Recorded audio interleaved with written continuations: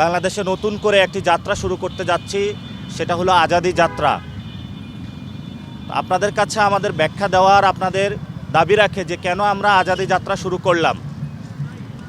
আপনারা জানেন এই ভূখণ্ডে যে মানুষগুলো রয়েছে সেখানে অসংখ্য মানুষ আজাদির লড়াইয়ের জন্য শহীদ হয়েছে। আমরা আজাদির লড়াইকে জানি মুক্তির লড়াই, সংগ্রামের লড়াই, স্বাধীনতার লড়াই। 1971 সালে সাম্য, মানবিক মর্যাদা এবং ন্যায় বিচারের জন্য অসংখ্য মানুষ শহীদ হয়েছিলেন।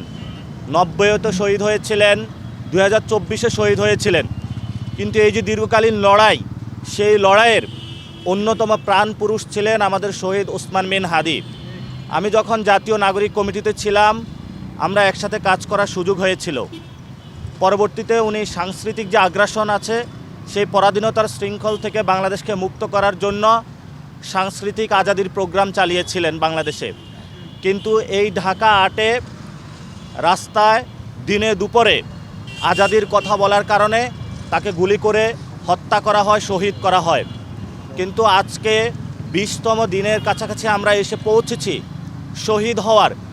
আজকে এই পর্যন্ত আমরা কারা খুন করেছে এই বর্তমান সরকার ট্রেস করতে পারেনি।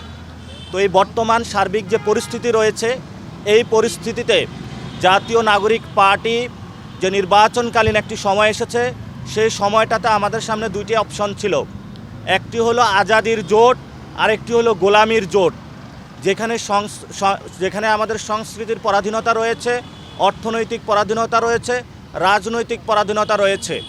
এবং সেখানে আমরা দেখতে পেলাম অনেক লুটতরাজ, যারা আমাদের দেশের টাকা বিদেশে পাচার করেছিল, যারা আমাদের পকেটের টাকা কেটে জনগণের সাথে অন্যায় করেছিল, তারা বিভিন্ন অফিসে গিয়ে সেজদা দেওয়া শুরু দিয়েছে। তখন আমরা চিন্তা করলাম এই আগামী যে ইলেকশনটা হবে, আমরা কি গোলামির পক্ষে যাব নাকি আজাদির পক্ষে যাব। এই জন্য আমরা আজাদির জোটকে পছন্দ করেছি। আমাদের যে 11 দলীয় জোট, ইনশাল্লাহ এটা বাংলাদেশের আজাদ করার জন্য আজাদির যে লড়াই, এটা হলো চালিয়ে যাবে ইনশাল্লাহ। আমাদের সামনে অপশন ছিল আমরা কি গোলামির প্রতীক নিব নাকি আজাদির প্রতীক নিব। এই জন্য আমরা আজাদির জোটে থেকে আজাদির প্রতীক শাপলাকলিকে আমরা বাছাই করেছি আমাদের সামনে। আমি নাসিরউদ্দিন পাটোয়ারি, আপনারা জানেন যে আমি ঢাকা 8 আসনে 11 দলীয় জোটের সংসদ সদস্য পদপ্রার্থী। কিন্তু এর চেয়ে বড় একটি কর্তব্য আমার সামনে এসেছে। সে কর্তব্যটি হলো আমারই সহযোদ্ধা শহীদ ওসমান হাদি বিচার হওয়া পর্যন্ত এবং আজাদির যে লড়াইটা উনি শুরু করেছিলেন সেটা সমাপ্ত করা পর্যন্ত আমরা নতুন করে আবার তাদের সেই আজাদির যে যাত্রাটা আছে সেটা আজকে এখান থেকে নতুন করে আবারই শুরু করলাম। কারণ ওসমান হাদি চলে গিয়েছেন, উনি আমাদেরকে একটা পথ দেখিয়েছেন যে বাংলাদেশকে স্বাধীন রাখতে হবে, এখানের মানুষের অর্থনৈতিক মুক্তি রাখতে হবে, রাজনৈতিকভাবে মুক্ত রাখতে হবে এবং সাংস্কৃতিক যে আগ্রাসন আছে সেটা থেকে মুক্ত রাখতে হবে। এজন্য আমরা শহীদ ওসমান হাদির কবর জিয়ারত পরে তার আকাঙ্ক্ষা ধারণ করে আজকে ঢাকা বিশ্ববিদ্যালয় এরিয়ায় আমরা আজাদি যাত্রা শুরু করলাম। ইনশাল্লাহ আজকে থেকে ঢাকা 8 আসন, রমনা, শাহবাগ, মতিঝিল, শাহজাহানপুর যে অঞ্চলগুলো রয়েছে এবং পুরো বাংলাদেশকে আমরা আজাদ অঞ্চল হিসাবে ঘোষণা করলাম। এই অঞ্চলে যদি কোনো ব্যক্তি বা কোনো দল আপনাদের কাছে চাঁদাবাজি করে, সন্ত্রাসী কার্যক্রম করে, দখলদারিত্ব করে, তাহলে আপনারা আজাদির স্লোগান তুলে তাদেরকে আপনারা গ্রেপ্তার করে প্রশাসনের হাতে তুলে দিবেন। আর প্রশাসন যদি এই চাঁদাবাজদের পক্ষে দাঁড়ায়, সন্ত্রাসীদের পক্ষে দাঁড়ায়, আধিপত্যবাদের পক্ষে দাঁড়ায়, তাহলে তাদেরকেও বিরুদ্ধে আপনারা যুদ্ধ ঘোষণা করবেন।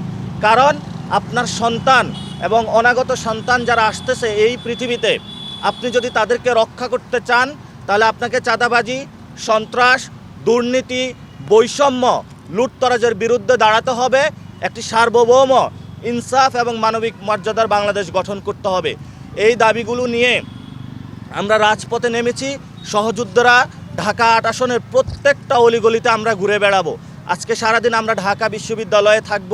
এখানে যারা প্রথম শ্রেণী কর্মকর্তা, দ্বিতীয় শ্রেণী কর্মকর্তা, তৃতীয় শ্রেণী কর্মকর্তা, চতুর্থ শ্রেণী কর্মকর্তা, ওনাদের সাথে আমরা কথা বলবো। শিক্ষকদের ফ্যামিলির সাথে কথা বলবো, ছাত্রদের সাথে কথা বলবো।